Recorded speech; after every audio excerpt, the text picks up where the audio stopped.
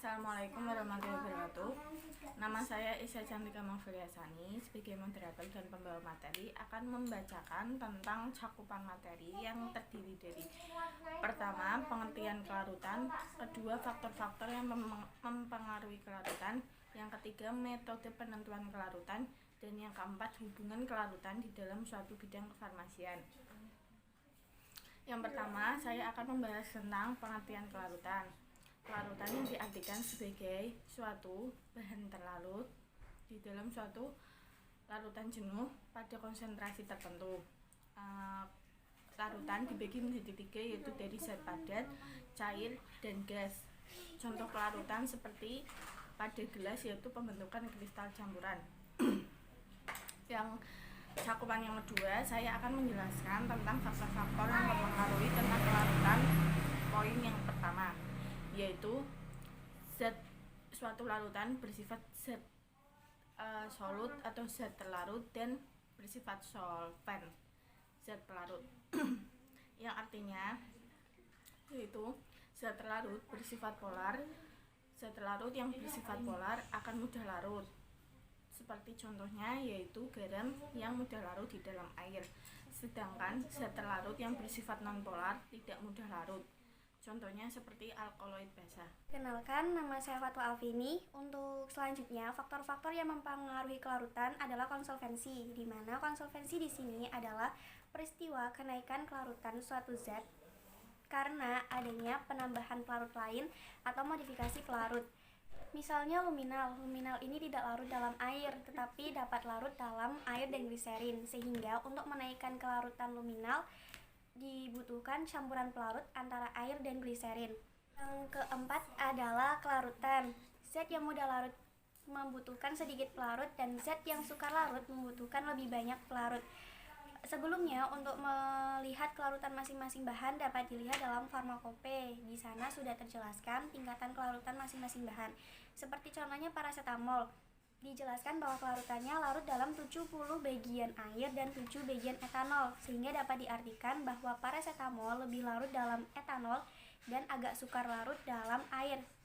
Sehingga ketika kita memilih etanol sebagai pelarut paracetamol, kita hanya membutuhkan 7 bagiannya saja. Sedangkan jika kita memilih air sebagai pelarut paracetamol, kita membutuhkannya lebih banyak karena larutnya dalam 70 bagian.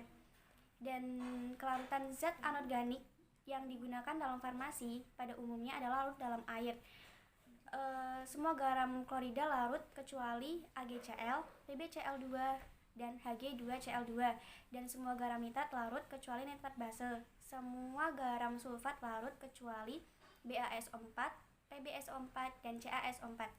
Dan yang tidak larut dalam air, semua garam karbonat tidak larut kecuali Na2CO3 dan K2CO3. Semua oksida dan hidroksida tidak larut kecuali KOH, PaOH2, dan NaOH. Dan semua garam fosfat tidak larut kecuali Na3PO3 dan K3PO4. Saya Lela Nur Fitri. Untuk yang selanjutnya adalah temperatur atau suhu.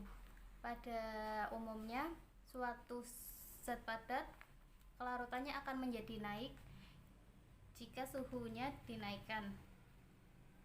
Zat padat tersebut dikatakan bersifat endoterm karena pada proses kelarutannya membutuhkan panas. Reaksi endoterm adalah reaksi yang menyerap kalor.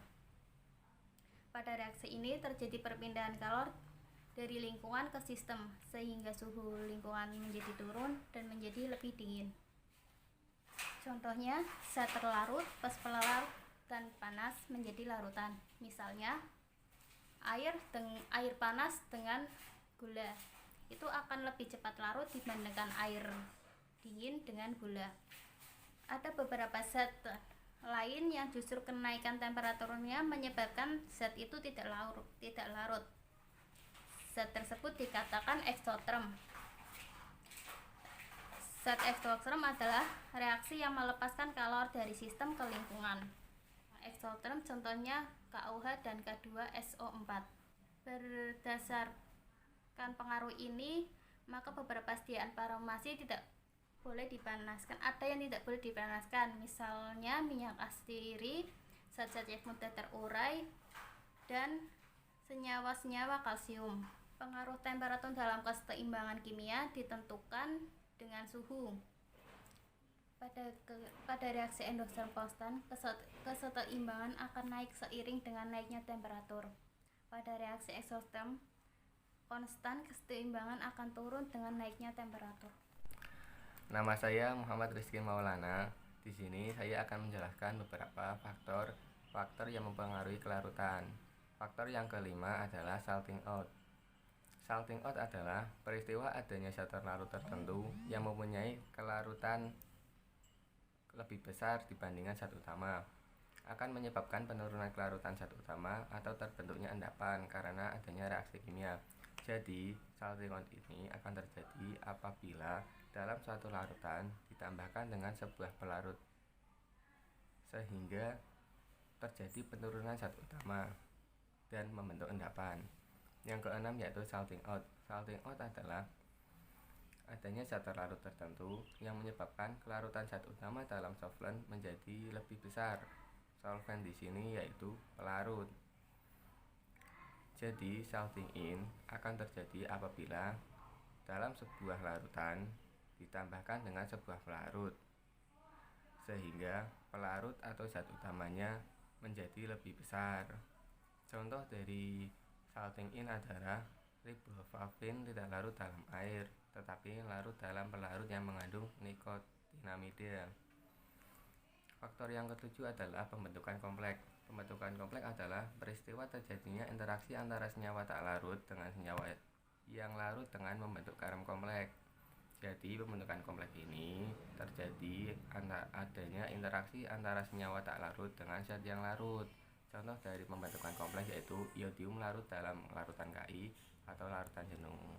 Perkenalkan, nama saya Nurul Zakia. Selanjutnya saya akan menyampaikan tentang metode-metode yang digunakan untuk meningkatkan suatu kelarutan. Yang pertama adalah